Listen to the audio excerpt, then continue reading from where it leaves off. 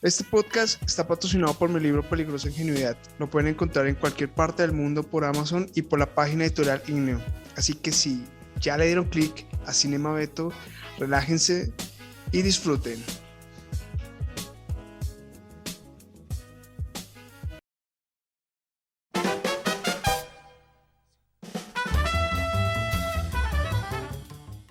Buenos días, buenas tardes, buenas noches en cualquier parte del mundo donde nos estén escuchando. Gracias por escucharnos y bienvenidos a Cinema Beto.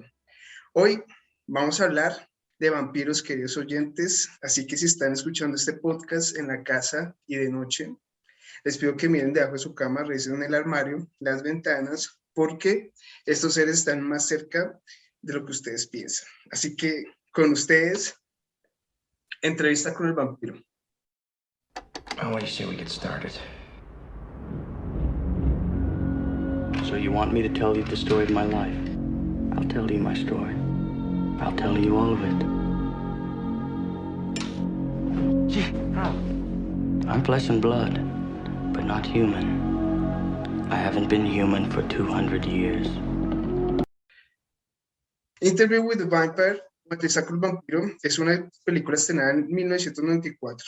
Para esta película tengo una invitada muy, pero muy especial, y más aún porque es una fiel lectora de todo el universo de Anne Rice, que es la escritora de la Entrevista con el vampiro. Se graduó como abogada, tiene un diploma en gestión editorial y corrección de estilo en la Universidad Nacional de Colombia. En marzo del 2022 se graduó con honores de la maestría en literatura de la Pontificia Universidad Javeriana de Bogotá. En la actualidad es creadora de contenido relacionado con la promoción literaria en Instagram, Arcades Books, que es el Instagram que tiene ella, y en YouTube, donde se ha dedicado a la creación de videos relacionados con la lectura y la escritura desde 2014, Arcades Books, que también se llama el canal de YouTube. Su canal literario, el cual cuenta con más de 100,000 seguidores al día de hoy. Con ustedes, y con un fuerte aplauso, y con el gran honor de presentarlas, Ángela, ¿cómo estás? Hola Beto, hola a todos los que nos escuchan en este momento. Yo estoy muy bien, muy contenta de estar aquí y muy agradecida de tu invitación. Espero que tengamos un buen momento aquí compartiendo una de nuestras pelis favoritas y compartiendo sobre el libro también. Voy a confesar que está en mi top 5 de mejores películas. Y bueno, voy a hacer como la ficha técnica de la película súper rápido, ¿te parece? Perfecto. Listo, entonces, esta película, como ya lo mencioné, fue estrenada en 1994 y está basada en la novela homónima de 1976 de Anne Rice. Se grabó en New Orleans, en San Francisco, en Londres, en París, y bueno, fue dirigida por Neil Jordan.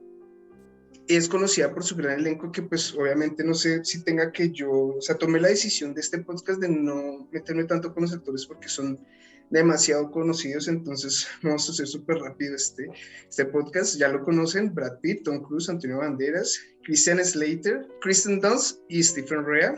En los premios Oscar de 1995 la película fue nominada en las categorías de Mejor Banda Sonora Original y Mejor Diseño y Producción, mientras que en los premios BAFTA en el mismo año ganó en la categoría de Mejor Fotografía y Mejor Diseño y Producción. El director de la película, de la banda sonora, es Elliot Goldenthal. No sé si sea así la pronunciación, me perdonarán oyentes, y lo menciono porque es o sea, la banda sonora de esa película es muy buena, pero pues en los premios Oscar perdió contra Rey León. Entonces, para que los tengan en cuenta. La película trata de un periodista, Daniel Molloy, que es interpretado por Christian Slater, entrevista a Luis, que es es interpretado por Brad Pitt, un vampiro con más de 200 años. Luis le cuenta al periodista su historia de cómo se volvió vampiro y su evolución como ser. La película, con un presupuesto de 50 millones de dólares, al final recaudó 223 millones de dólares. O sea, la película recaudó muchísima plata. Entonces, para empezar con la historia de esta película, que es, en mi opinión, es una obra maestra, me gustaría preguntarte ¿a ti te apasiona el mundo de los vampiros como a mí?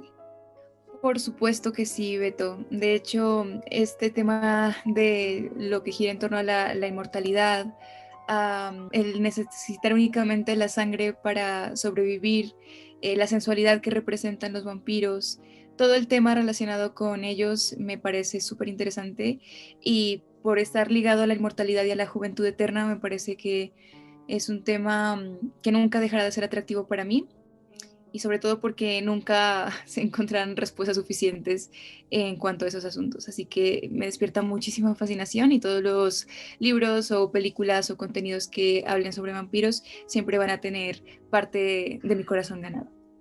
Mira que cuando tú mencionas lo de la sensualidad de los vampiros, en esa película, bueno, en lo que es Entrevista con el vampiro, no sé dónde lo había escuchado, que Anna Roy decía que ella tomó al vampiro y ella le hizo como un cambio total, porque antes se veía al vampiro como el vampiro así, pues el Nosferatus, como, o el vampiro de Bram Stoker, que era más como un vampiro no sensual ni digamos atractivo, sino era un vampiro así como una bestia.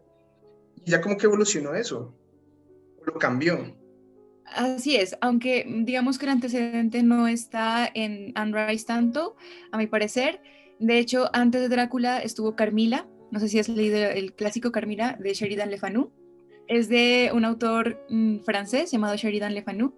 Él dio vida a un personaje de una vampiresa súper guapa, súper atractiva, súper sensual.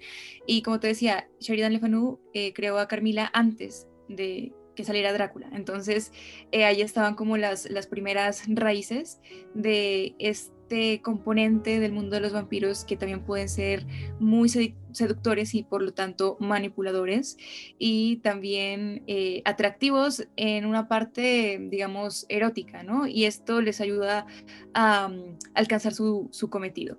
Por supuesto, no lo tenemos eso en Drácula. Drácula es otro vampiro bastante icónico, pero él encarna más bien la parte diabólica y demoníaca y macabra de los vampiros. Pero también es chévere ver en Anne Rice esta mezcla de las dos cosas, ¿no? De la sensualidad de Carmila, la vampiresa de Sheridan Le Fanu, y la maldad, bueno, la maldad no tanto, perdón, la sensibilidad, lo macabro, la muerte encarnada en estos personajes que son como fantasmagóricos, son espectros, pero también son muy, muy bellos. Y eso está pues ya reunido en las crónicas vampíricas de Anne Rice. Sabes que cuando intentó, digamos, empezar a trabajar con Entrevista con el vampiro, ellos dejaron, o sea, dejaron que apareciera, digamos que en la cartelera, Drácula de Bram Stoker, de Coppola, y según según como lo que atrayera esa película después, empezarían a trabajar con Entrevista con el vampiro. Se estaban mirando cómo el público recibía Drácula de Coppola y así empezaban a trabajar con Entrevista con el vampiro. La película se llama Drácula de Bram Stoker, ¿verdad? Sí, Así se llama, sí, sí. Es muy curioso, la verdad. De hecho, la selección del nombre a mí me parece un poco extraña, curiosa, porque no tiene mucho que ver con el Drácula de Bram Stoker. De hecho, este Drácula que nos presentan en esa película, es la que estás mencionando, de hecho la vi hace un poquito, y es un vampiro romántico, un vampiro atormentado también que está buscando al amor de su vida, que lo perdió hace muchos años y entonces lo encuentra reencarnado en ese personaje de Mina y esa no es la premisa principal de el libro en absoluto. Entonces, a mí la verdad me fastidió un poco al principio, de hecho, verás, me leí Drácula. Después intenté ver esa película porque dije, bueno, es la adaptación, veamos, y dicen que es súper buena, es que es una película súper icónica que toda persona amante de las películas debe ver. Entonces yo dije, ok, vamos a ver qué tal está la adaptación. Y dije, esto no tiene nada que ver con lo que yo leí, así que no pude ver la película cuando recién leí Drácula y me fui a ver la película. Entonces tuve que hacer una pausa y apenas hace unos meses la vi con mis arcadianos de Patreon y la verdad, sí es una película interesante, no es una de mis favoritas, debo aceptarlo, pese a que trata de vampiros y todo esto. Siento que debe verse como un producto totalmente diferente a el libro de Drácula. Y no siento que se usó el lenguaje audiovisual para traducir el lenguaje literario en absoluto. Es como que se desligó bastante de la premisa, de la atmósfera y de lo que pretende mostrar el libro. Nos cambiaron cosas súper importantes como por ejemplo la inocencia de esta chica Lucy Westenra. En el libro es una chica muy dulce, muy ingenua, sí, muy, muy bonita y todo, pero es así, y en la película pues vemos que no es en absoluto ese estilo de protagonista, y menos aun cuando es marcada por Drácula. Así que bueno, vamos a ver grandes diferencias. Entonces para mí no es una adaptación como tal, sino como una reinterpretación de la historia original. Y si la vemos como tal, pues podemos rescatar muchas más cosas que si la vemos como si fuéramos a encontrar allí una adaptación fiel al libro. Primero que, digamos, Gary Oldman, a mí me gustó la interpretación de él como Drácula, la interpretación de Gary Oldman, pero Keanu Reeves, la que hizo de Jonathan, uy, no. ¿Tú no viste, o sea, tú viste eso también? ¿O fui yo solamente? A ver, es que el Jonathan del libro tiene más personalidad, ¿no? Es como más determinado, es como, no sé, sí lo siento ahí la diferencia. ¿Qué es lo que no te gustó en concreto de su interpretación? La actuación total, desde la primera escena no me acuerdo con quién habla, que le dice que tiene que ir a Transilvania porque tienen un cliente que pues efectivamente es Drácula. Desde ahí la actuación de él a mí no me gustó para nada. Y pues Keanu Reeves es Keanu Reeves, por eso es que me dolió tanto. Y es que esa película yo la he visto hace 20 años y cuando la volví a ver fue hace 2 meses. Y me chocó duro, porque decía, pues yo me imaginaba otra película en mi mente. Aunque lo que me gustó de Coppola en esa película es que tenía, digamos, que las finales de escenas que se apagaba la escena, como las películas viejas vampirescas de Drácula. No sé si tú viste eso. Eso me parecía bacano. Me parecía que Las tenía su transiciones. toque Sí, gótico. sí, sí, sí. Me acuerdo de que hay por ahí una transición con una pluma de pavo real, súper hermosa la transición. O sea, hay cosas de la estética de la película que me parecieron asombrosas. Solo no me gustó mucho la estética como hacia el final, el enfrentamiento que tienen ellos, me pareció como que muy, muy teatral la puesta en escena. Como que no veo que hayan acudido realmente a ese lugar a grabar, sino como que estaba todo creado, entonces se me hizo un poquito artificial. La estética de la película es muy bella. Ya nos estamos yendo entre Saco y Vampiro. Hablando sobre la parte de la sensualidad de los vampiros, hablemos pues de pues, los protagonistas que es Brad Pitt y Tom Cruise. Y pues algo que marcó mucho esa película es lo que pasó con Anne Rice, que él ya quería otro actor que no fuera Tom Cruise y tenía sus actores ya previstos en su mente. Ella después de ver la interpretación de Tom Cruise, lo llamó y le dijo como no, estoy totalmente equivocado. ¿Cómo viste esa interpretación de ese actor? Pues de Tom Cruise como Lestat me pareció curiosa al principio, la verdad, te soy sincera, no creí que fuera su físico, como sus movimientos al principio, ¿no? O sea, cuando todavía no lo había visto actuar, pero yo decía, Tom Cruise como Lestat, no sé, curioso.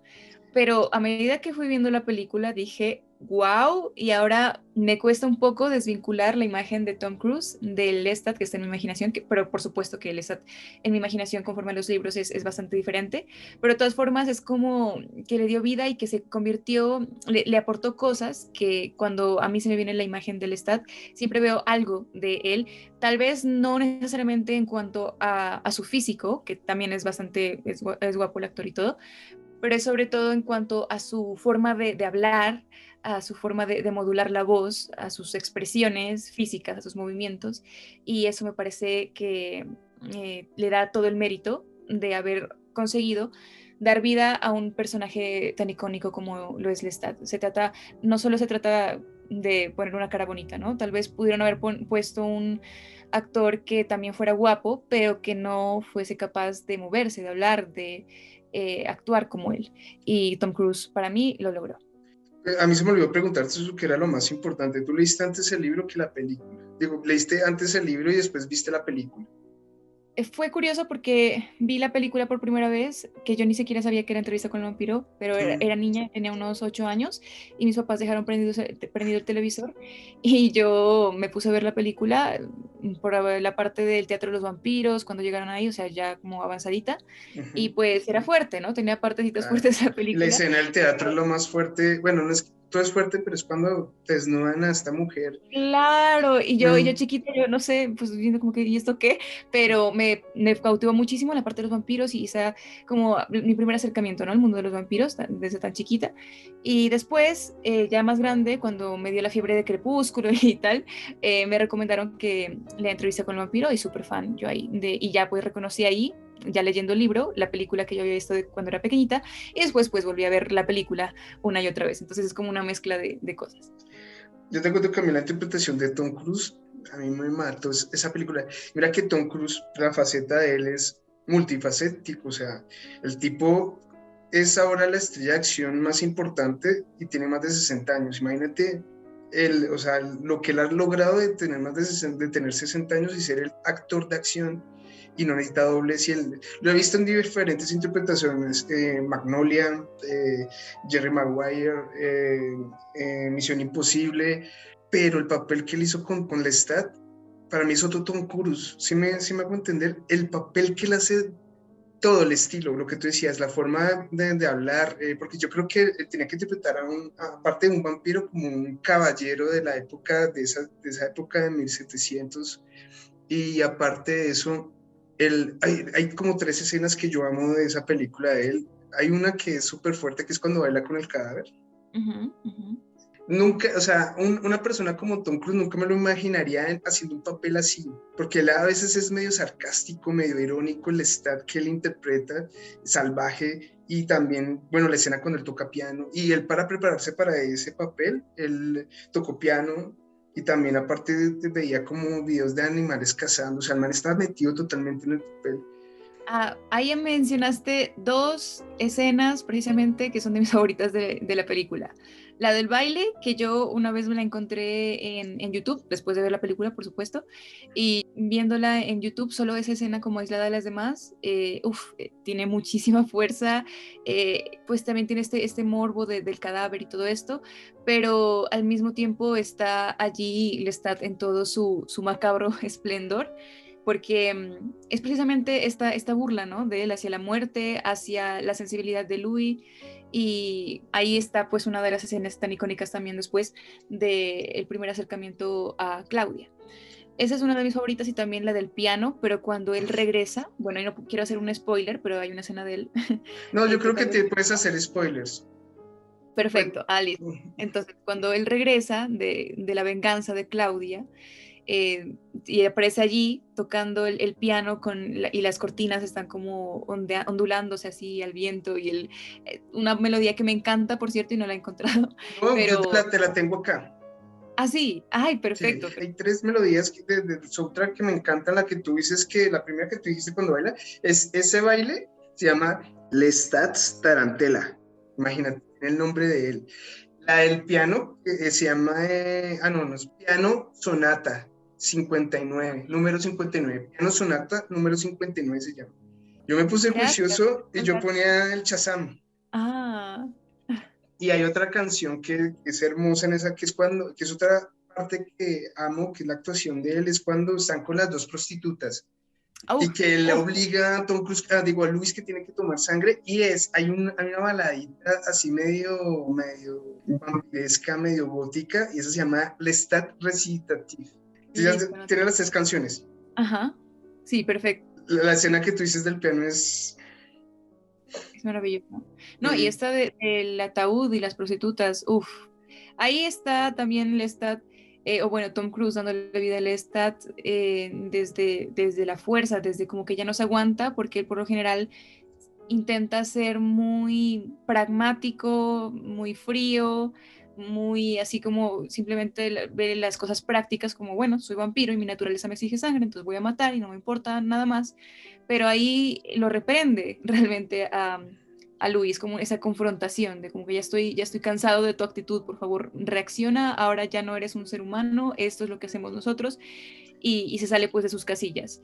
Pero ahí está, pues esto me hace recordar mucho lo que decía sobre el análisis que hacía Tom Cruise a los depredadores para como que eso le influenciara al momento de gesticular, hablar, no sé, y sí, lo puedo ver perfectamente en esa escena. Hay una escena también, se me hace como medio romántica, cuando Tom Cruise, la primera vez que muerde Lestat a Louis y que están volando sobre el barco. Sí. Es que cada escena me parece bonita esa película. En, en el libro no es tan romántico como en la película, siento yo. Es como simplemente está acechando a Louis, pero no es como que flotan por los aires y no, el placer está allí, eso sí, porque es una particularidad de los vampiros de Anne Rice, del el paso a la inmortalidad o de ese pacto que ellos hacen al beber la sangre de una persona. Pero en la película sí es mucho más sensual en ese sentido, un poquito homoerótico podría ser, ¿no? Porque es como que muy pasional todo. Porque te quiero hacer esa pregunta de la forma de convertirse a vampiro en el universo de Anne Rice, que es yo te muerdo y después yo te doy mi sangre, que es algo súper raro, digamos, en otras películas no son así, cómo se transforman, hasta el mismo Bram Stoker era totalmente diferente en ese tipo bueno, en la forma de convertirse en vampiro. ¿Cómo lo ves? O Anne Rice, ¿cómo piensas que Anne Rice pensaba para hacer ese tipo de transformación? La verdad me parece bastante original porque digamos que Bram Stoker lo hizo desde la muerte, ¿no? O sea, tú podías estar acosando a una persona como vampiro hasta que esa persona perdiera totalmente su capacidad de vivir y una vez moría, entonces te iba a buscar a ti porque era como ya que te volviese el dueño de esa persona. En Mm. cambio, para Anne Rice, el transformarse en vampiro es un acto que claro que debe estar facilitado por un vampiro, pero que tú adquieres cierta independencia de ese ser que te crea una vez lo hace, una vez digamos que termina el proceso. Y una vez que este ser se ocupa de transformarte, lo que pasa con tu cuerpo es que se vacía de todos los residuos humanos, ¿no? Entonces se vacía, se vacía, se vacía y lo único que queda en él es la sangre. Por eso los vampiros sudan sangre, los Anne Rice sudan sangre, lloran sangre, y todos sus fluidos, todo es sangre y supongo que agua, ¿no? Porque si no tuvieran siempre los ojos rojos y así.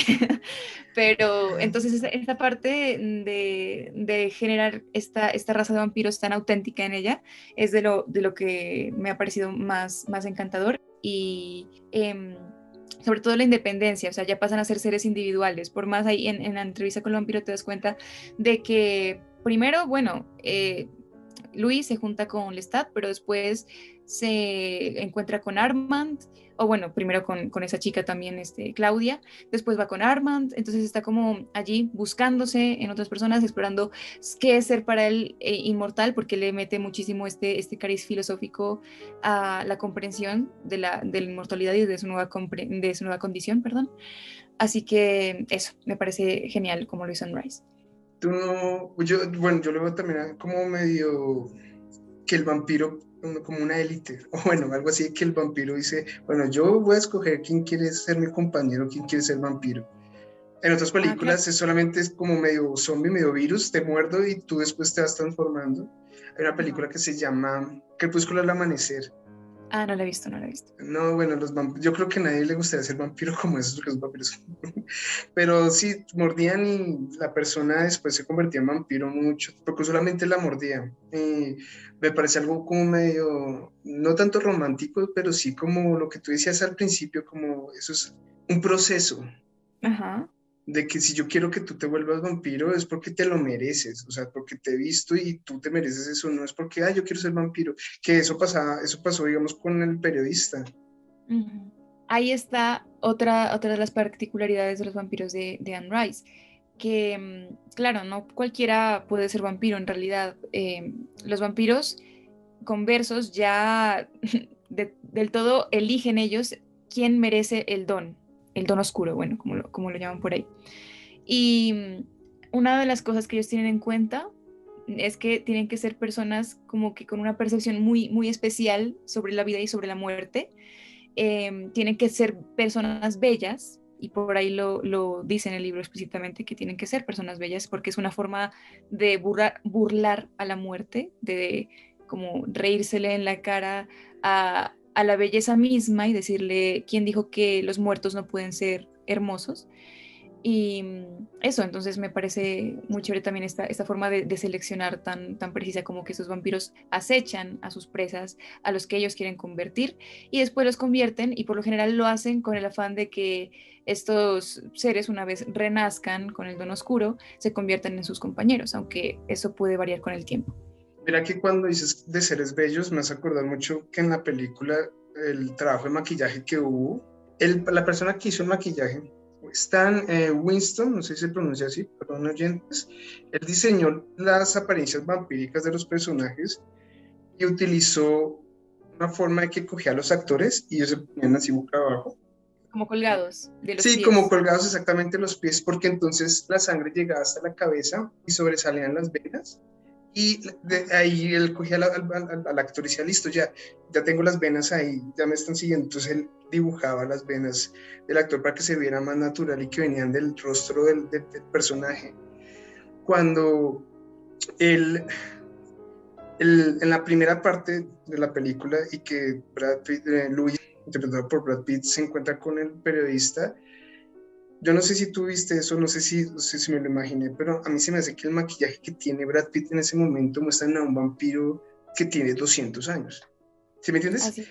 Como que como sufrido, como que luchado, como que le ha tocado duro en la vida, pero igual de todas maneras se ve joven, pero que se nota que, o sea, no veo el mismo maquillaje de él como cuando él se convierte la primera vez. Sí, es que es como si tú metieras a una persona o un ser que tiene demasiadas experiencias, que ha visto demasiado mundo, que ha sufrido mucho en un cuerpo que no puede mutar, pero ves de alguna forma en sus ojos, en sus expresiones, en su serenidad de pronto, ves ahí que está el legado que han dejado los años en ellos. Eso pasa con Armand y pasa con Louis en la película. Ven, Louis, muchas personas, o yo he escuchado también que se aburrieron de ese personaje. O sea, no les daba piedra, les daba rabia escucharlo, verlo, pues por la actitud que él tenía. ¿Tú cómo lo ves a él? En la película me parece que es mucho más soportable en ese sentido que en el libro. Pero Ah, de hecho te cuento, a mí nunca me molestó su actitud. De hecho yo lo entendía muy bien. Yo entendía por qué los conflictos, si ustedes se ponen a ver más allá del hecho de que sea un vampiro sufrido y que estamos acostumbrados a que los vampiros, oh Dios mío, son muy cool y ellos son fríos y matan y no les importa nada, pues no van a encontrar ese estilo de vampiro en Louis. Así que si les gusta el vampiro clásico tipo Drácula, pues no están en el lugar equivocado si creen que lo van a encontrar en ese personaje, por lo menos en entrevista con el vampiro.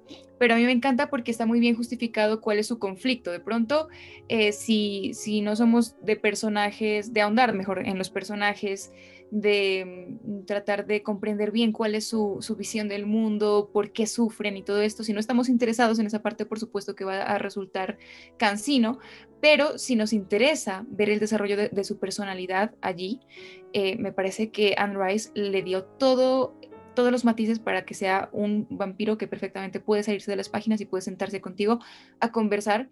Y entonces ella se preocupó mucho por darle demasiada dimensión a Louis. Alessa también es que los dos son de mis personajes favoritos, pero entiendo yo pues hasta cierto punto que si vamos, como les digo, con esta intención de buscar como el entretenimiento más bien, entonces nos va a cansar bastante porque no vamos a estar interesados en comprender los conflictos existencialistas de este vampiro y vamos a querer simplemente la acción, la sangre y todo eso. sí, mira que Brad Pitt, él lo dijo, él se metió una depresión total interpretando a Louis. Él decía que llegó un momento que el man estaba así súper mal y quiso abandonar la producción. Ah, es verdad. Y le dijeron como, bueno, listo, pues tiene que pagar 40 millones de dólares. Y, uy, Ya no. se le quitó. Sí, Qué como que no, cruel. bueno, hágale, yo sigo siendo vampiro. O sea, de las cosas que menos le gustó trabajar en todo su trayecto como actor fue empresa con el vampiro. Y llegó, no oiga eso, porque Sí. sí, Tom Cruise fue un personaje, pero a mí también se me hizo que Brad Pitt hizo un personaje. Bueno, hay una escena que yo amo de Brad Pitt, es cuando el man se va a vengar allá. Spoiler, oyente, si quiere tapese los oídos a Claudia. Ajá. Las catatumbas donde está el teatro de los vampiros, esa escena me parece fenomenal como él. No, y también cuando a él lo entierran primero en el muro y después lo sacan y los vampiros lo están esperando, los vampiros del teatro lo están esperando como ahí en ese pasillo. Esa Ujú. mirada, por ejemplo, de Santiago, el vampiro que era como el comediante, ese vampiro también era Uf, pesado, pesado. crudo, era crudo. Y Sí. toda esa escena, Brad Pitt hizo una hermosa escena en ese momento. La expresión, el dolor. que quería vengar, quería matar a todos. Esa escena me parece fenomenal de Brad Pitt. ¿Crees que Anna Rice se inspiró ella misma en Brad Pitt por todo lo que ella pasó? Que perdió a su hija. Por supuesto. Es que ella se proyectó mucho en esos personajes y sobre todo ella se puso a escribir porque imagínate tú después de perder a una pequeña con una enfermedad tan tenaz como el cáncer, bueno, yo le di leucemia a la niña, entonces ella quedó con este vacío, pero era una persona también muy, pues ya muy leída, muy preparada.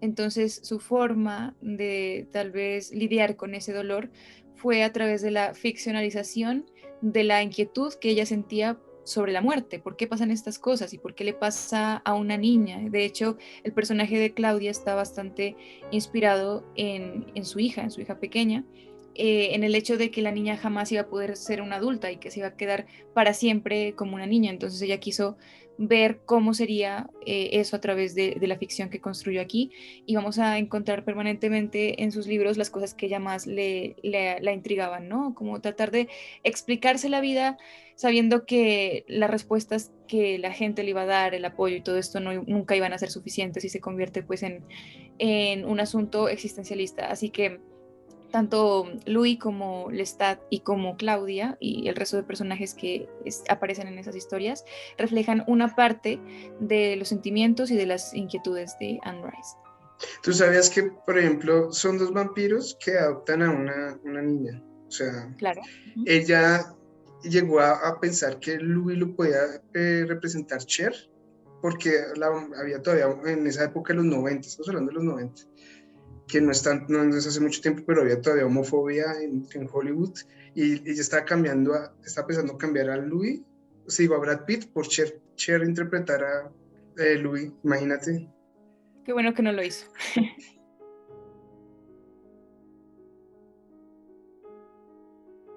Queridos oyentes, si han llegado hasta acá es porque les ha gustado el podcast. No se les olvide darle like y suscribirse y seguirme en Instagram, en Spotify y en YouTube. Hablando sobre todo lo que pasó con Claudia y la inspiración de Anna Rice, prácticamente por lo que ella ha vivido. Claudia tiene un problema que es fuerte, y es de que la convirtieron en vampira muy joven. En el libro sé que ella la convirtieron a los 5 años, ¿no? En la película es ella, Kristen Dunst, que es la actriz que interpreta a Claudia, ella tenía 10 años, si no estoy mal. Una pregunta, para ti, ¿cuál sería la mejor edad para convertirse en vampiro y vivir eternamente con esa? Yo siento que serían por ahí los 23 años, creo yo, 23, 24 años, máximo 25. Porque es el punto en el que el cuerpo humano alcanza su madurez máxima y a partir de los 25 en adelante lo único que hace es envejecer. Ya salen las arrugas, el cuerpo deja de producir colágeno, tu cerebro deja de desarrollarse, entonces ya, hasta ahí nomás, o sea, detengan esta vaina por favor hasta los 25 años, debería durar todo, pero pues aquí estamos. Yo Sí, pensaba que a los 30. ¿sí? Yo, No, perfecto. ¿Sabes por qué empecé a los También. 30? Porque a los 30 no eres ni joven y no eres vieja. O sea, estás apenas. En 25 años estás un poquito más jovencita. A ver, digamos que biológicamente hablando, a los 30 años tú ya has pasado por un poquito de envejecimiento, entonces ya tendrías una maduración mayor. Ya no eres solo una persona adulta, sino que una persona adulta con un par de añitos, ya que ya después de un proceso que es de envejecimiento, pero es demasiado leve, entonces creo que no habría mucha diferencia entre los 25 y los 30 años. No me digas eso, yo me siento viejo. Yo también. Bueno, Claudia es un personaje que es interpretado por Kristen Dunst, y hubo muchas actrices detrás de ese papel. Creo que por ahí decían que hasta Natalie Portman también se presentó. ¿Cómo te pareció la interpretación de Kristen Dunst para Claudia? Yo me enamoré de ese personaje gracias a ella. Por supuesto, en el libro es un efecto diferente porque es como una muñequita, es impresionante como uno se le imagina, pero esta niña sabe interpretar incluso a una vampiresa que ya adquiere ciertas formas un poco de mujer, ¿no? Ya ella es una mujer como tal, pues también tiene su parte de sensualidad y obvio, aquí pues quiero que no se malinterprete lo que estoy diciendo, la idea, y es que obviamente que es una niña y nunca va a poder ser sensual ni nada por el estilo, ni va a poder ser vista como tal, pero el hecho es que es una mujer con deseos de mujer, que está dentro, encerrada en el cuerpo de una niña. Esa es la razón por la que se obsesiona con ver a mujeres, con ver cómo es el cuerpo desarrollado de una mujer, porque es algo a lo que ella nunca va a poder acceder. Entonces es tenaz, pero la interpretación de Kristen Dunst me pareció maravillosa porque tú ves en ella y en sus expresiones y todo y en lo que dice a una mujer encerrada en el cuerpo de una niña, de verdad. Me parecía que eso suena medio, pasa en las mejores familias, pero era como la ayuda para que Louis y Lestat puedan seguir adelante. Fue una Ah, buena opción, porque ella hacía como, tenía la parte tierna de que Louis tenía, que todavía tenía después de haber sido convertido en vampiro, y pues la parte salvaje del Lestat.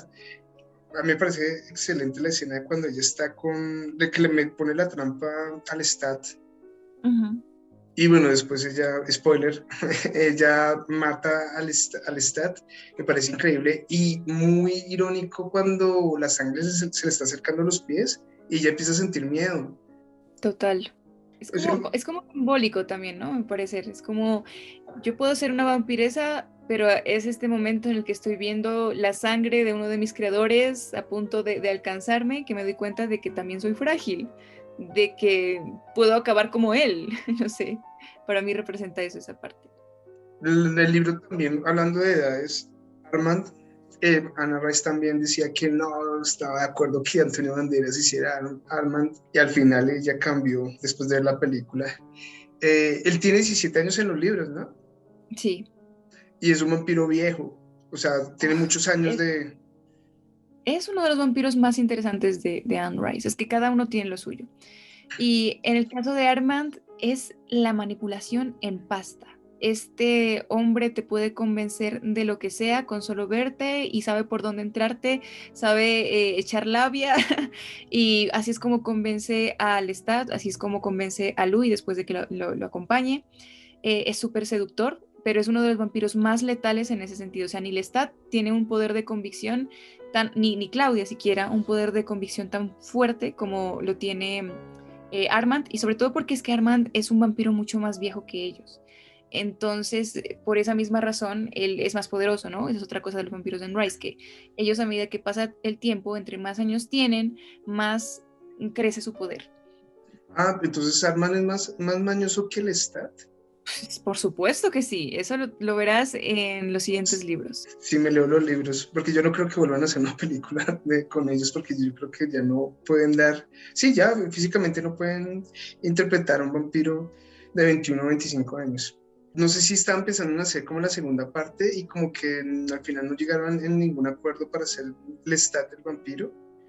Y sí, digamos que después de muchas veces me han pasado en la mente leer los libros para poder entender el personaje. Por ejemplo, una de las preguntas que siempre he tenido en la mente, y yo sé que tú me la puedes contestar, es, Lestat en la película es un villano, es Ujú. malo, pues el man mata y no le importa nada y bailó con un cadáver.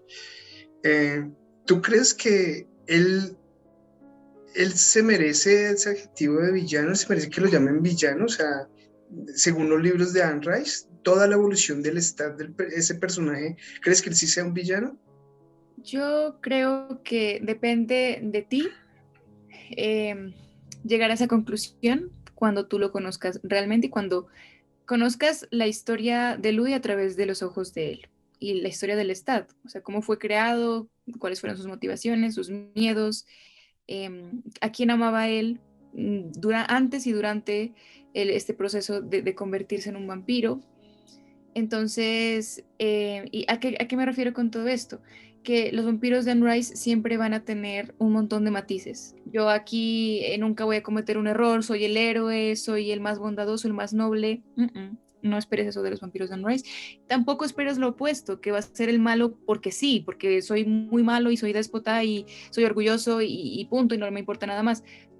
Hay muchas cosas entre cada decisión que toman esos personajes y detrás de su filosofía de vida, y mucho de eso depende de cómo fueron creados y de su personalidad, ¿no? Que yo creo que así es en la vida real, creo que todos somos los villanos en la historia de alguien más, y eso me encanta de los vampiros de Anne Rice, que es muy realista en ese sentido, o sea, nunca hay una persona que sea 100% mala o 100% buena, es una mezcla de las dos cosas, y creo yo que depende mucho de los lectores decidir qué es para ellos, pero yo creo que la mayoría llegarán a la conclusión de que no es tan fácil como de encasillar, como que, este es bueno o este es malo.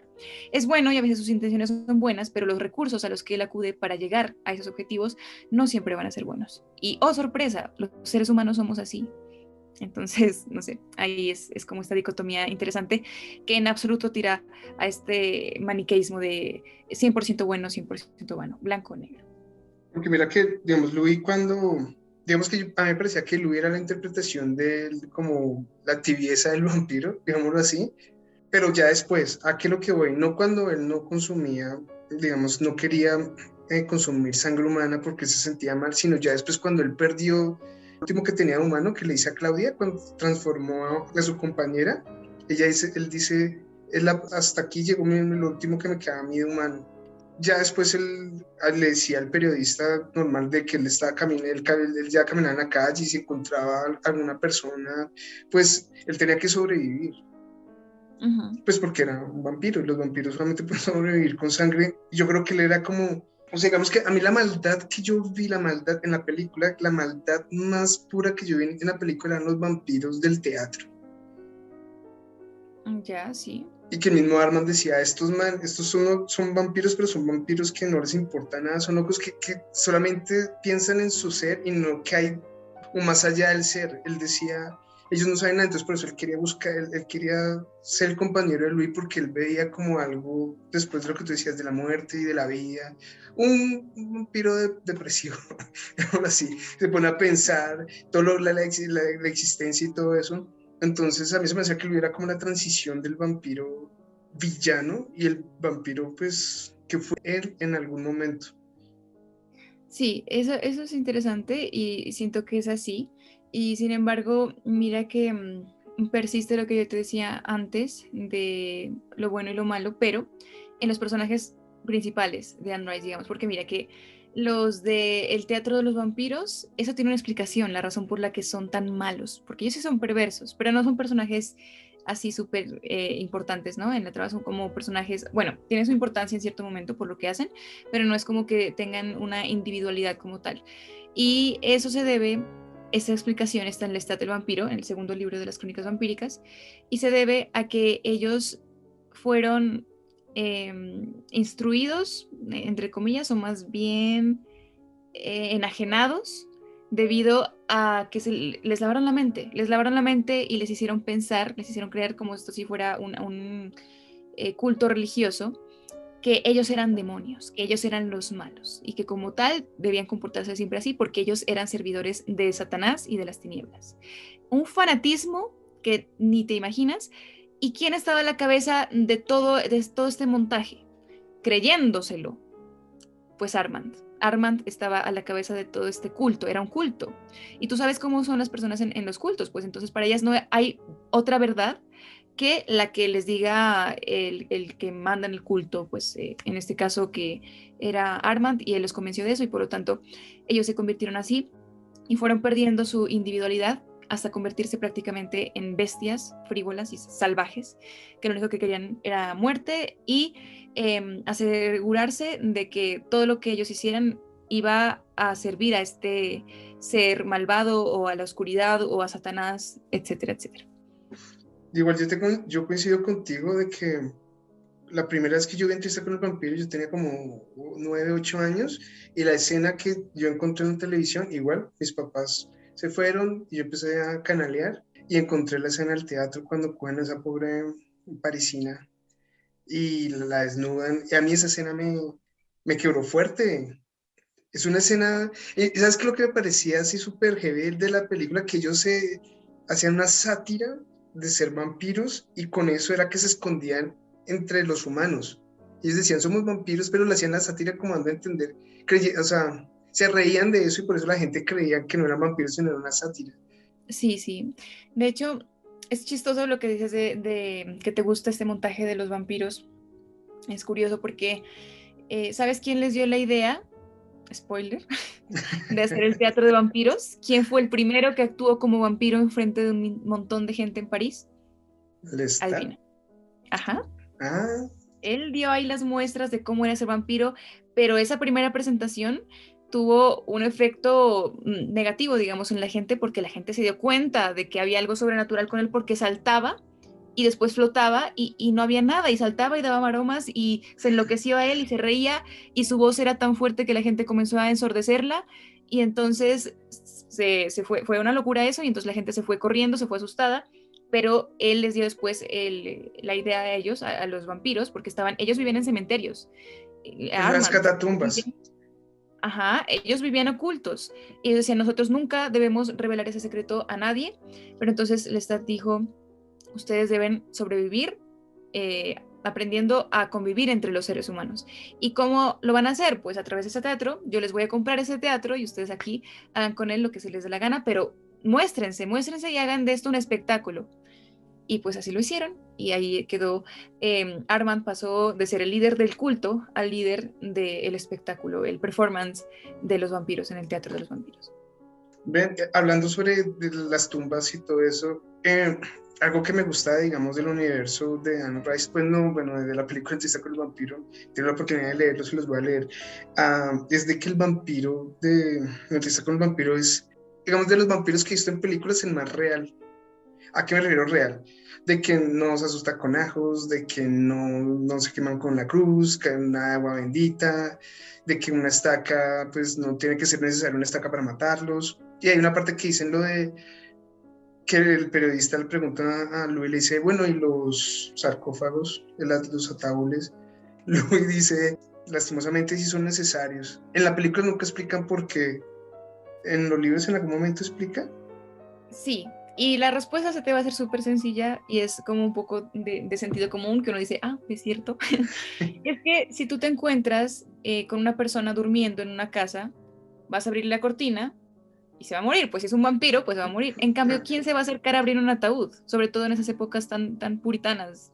Sí, Nadie se va a claro. acercar a ver qué hay aquí, nada. O sea, es un ataúd y la gente respeta y si en caso de que se llegaran a encontrar con un ataúd, un sarcófago y esas cosas, pues nadie los iba a molestar allí. Así que era como un lugar muy seguro porque la gente, muy poca gente, o era casi nula la oportunidad de que alguien se pusiera a curiosearlos y a exponerlos a la luz del sol.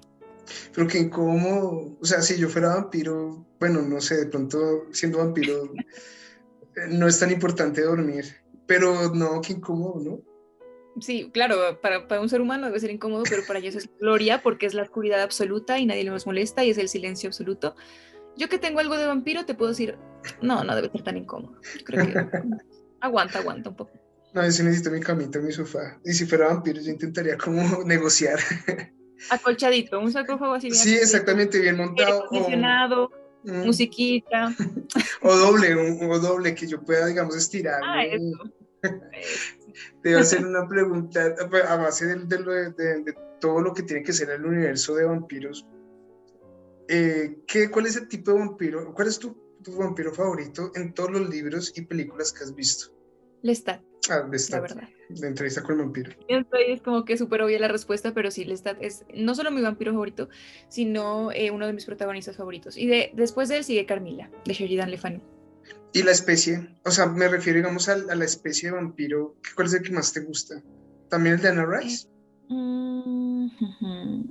¿Sabes? Hay una escritora colombiana que te la recomiendo mucho también si te gusta el tema de los vampiros a ti y a los oyentes.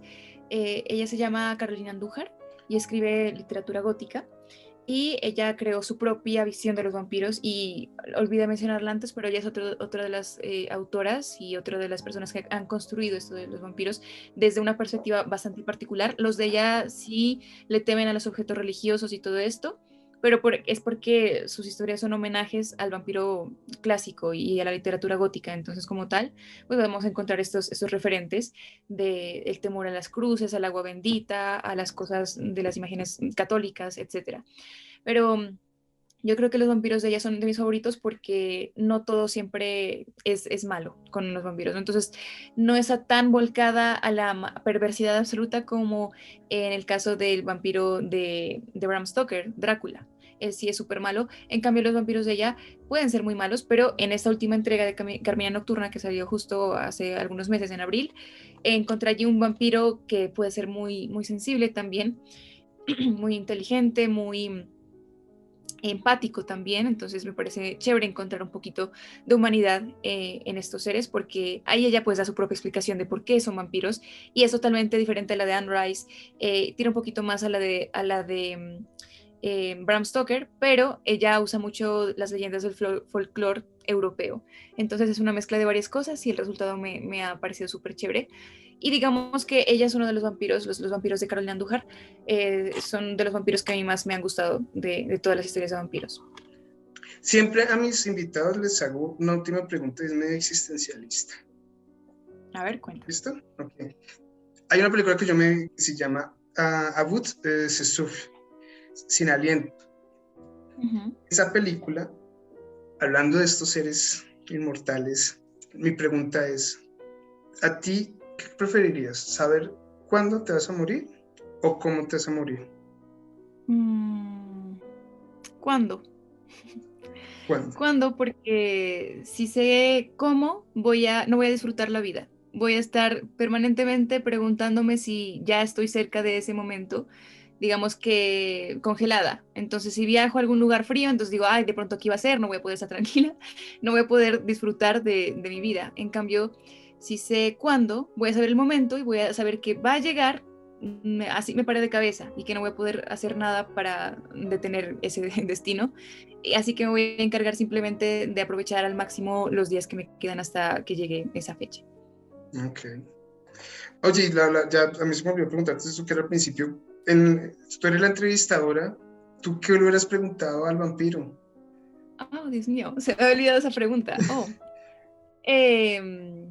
Yo le hubiera preguntado si me convertiría a mí en vampiresa, si tengo lo necesario para ser vampiresa. Porque, me encantaría hacerlo. ¿Crees? Así yo, súper, o sea, de todas las cosas maravillosas e interesantes que le puedes preguntar a una persona inmortal, a un ser inmortal, pues les preguntas sobre ti, ¿no? Aquí, narcisismo. Hashtag narcisismo, hashtag. Bueno, pero imagínate, tener la oportunidad de tener un vampiro al frente y de ser inmortal también, pues, oye, aquí estoy, ¿no será que me convierto en vampiro? ¿No crees que cuento con lo necesario? Yo le preguntaría sobre la inmortalidad, si se siente bien ser inmortal. Yo también me habría planteado eso, pero creo que lo chévere de la ficción es que a veces nos acerca de una forma impresionantemente realista a las respuestas que probablemente nunca tengamos. Pero yo siento que si existiesen los vampiros, podríamos ver a través de los libros de Anne Rice en profundidad cómo es ser inmortal y todos los bemoles y las cosas negativas que podría acarrear si no sabes cómo manejarlo. Pero soldado advertido no muere en guerra, así que yo creo que sería un soldado advertido. Pero entonces, ¿crees en vampiros? Me gustaría que existieran. No es como que yo piense que en este momento existe un vampiro aquí en el mismo mundo en el que yo estoy viviendo, pero soy una persona muy, muy romántica, ¿sabes? Muy, muy fantasiosa. Entonces, sí, hay momentos en los que me encantaría creer que, por ejemplo, el Lestat es real y quien entrevistó a ese vampiro fue Anne Rice, pero ella no fue merecedora del don oscuro, pero sí del don de la escritura, y pues fue el que usó para dar vida a estos personajes, o pues para contar su historia, si es que fueron reales. Mira, yo creo que tú sabes sobre eso. Hay un libro que salió después de Drácula de Bram Stoker, donde son los diarios de Bram Stoker, donde explica cómo él sobrevivió a los 7 años cuando casi se iba a morir. Tengo un libro que se llama Drácula, el origen, que lo escribió Bram Stoker, que es como un sobrino de él, y J.D. Patterson, y mezclan la historia de Bram Stoker, de lo que pues al parecer lo acercó al interés por los vampiros, pero lo mezclan con la ficción, entonces lo convirtieron como en una novela. Por eso está J.D. Barker, que es un autor súper reconocido de thriller, como coautor allí. Pero no lo he leído, así Ah, que todavía no te podría decir. Tengo y lo pedí y yo dije, bueno, en octubre muere ese porque pues octubre es el octubre. mes para leer sobre vampiros. Porque me han dicho que las personas que han leído ese libro que terminan ellos medio, o sea, como que, ¿será que sí existen? Se preguntan mucho después de haber leído ese libro.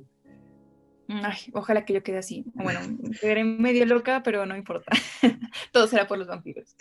Para terminar, queridos oyentes, ay no, hablo esto ya lo último, porque esa película da por mucho. El final de esa película, cuando suena Sympathy for the Devil. Ajá. Mira, Lestat está en el carro y se empieza a sacar las mangas y está manejando. Ahí suena Sympathy for the Devil. Esa canción es de Rolling Stones, pero el que la canta en la película es Axl Rose. Ah, wow. Wow, qué dato. Sí, sí, yo me acuerdo que yo cuando escuché esa canción, yo, uy, los Rolling Stones, y cuando empiezo a escuchar esa voz, ¿será que es Axl Rose? Busqué en internet y sí, Axl Rose hizo esa versión para la película. Esa escena es... Sí, es que si nos ponemos a hablar de las escenas de la película, no Sí, nos tenemos nunca vamos por porque mucho. Sí, todas son una obra de arte, la verdad. Esa película sí. se hizo con mucho amor. Y eso que yo cuando la vi por primera vez no me convenció tanto porque yo estaba como muy pegada a lo del libro, pero después no, ahora disfruto el libro y la película igual, son obras maestras los dos. Oyentes, gracias por acompañarnos hasta acá. Ya saben, si lo terminaron y escucharon todo el podcast, ya saben, like, suscribirse a mi canal Cinema Beto. En Instagram me siguen en @Beto_Bebo. Gracias en serio por acompañarnos y más en este podcast vampiresco y gótico. Ángela, ¿puedes decir tú dónde te pueden encontrar en las redes sociales? Por supuesto que sí. Muchas gracias, Beto, por la invitación y muchas gracias, queridos oyentes, por escucharnos hasta este momento. Y a mí me pueden encontrar en redes sociales como Arcades Books, en YouTube, en Instagram, en Facebook, en Twitter y en TikTok. Así de simple, @ArcadesBooks. Y si quieren saber más sobre Entrevista con el Vampiro, Ángela hace un capítulo en YouTube que habla sobre el libro como tal de Anne Rice, si quieren echarse un vistazo. Así es, Y por allá favor los espero. suscríbanse. Así es. Suscríbanse. Allá les tengo también la reseña de Entrevista con el Vampiro y también participé en reseñas de La Reina de los Condenados, que es el tercero, y el segundo, que es Lestat el Vampiro. Y hasta ahora mi favorito de las crónicas. Ya saben, oyentes, gracias por todo. Gracias, Ángela, por acompañarme. Y por favor, que duerman, si pueden dormir esta noche. Mientras duerman y que pasen y tengan sueños yaceros.